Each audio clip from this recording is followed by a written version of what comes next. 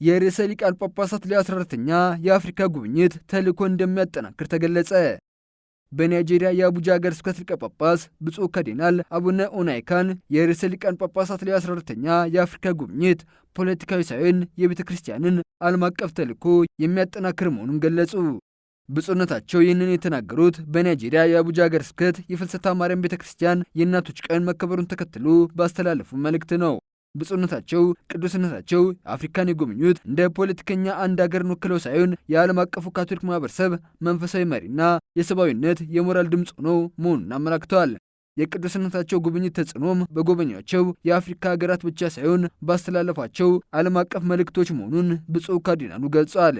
ሊቀ ጳጳስ ብፁዕ ካርዲናል አቡነ ኦናይካን ቅዱስነታቸው እንደ ሰላም እጦት፣ ድህነት፣ ስደት፣ የቤተሰብ ሕይወትና የሰው ልጅ ክብር ባሉ ዓለም አቀፍ ጉዳዮች ላይ ስለሚናገሩ መልእክታቸው በዓለም ሙሉ እንደሚያስተጋባ መናገራቸውን ኤስያ አፍሪካ ዘግበዋል።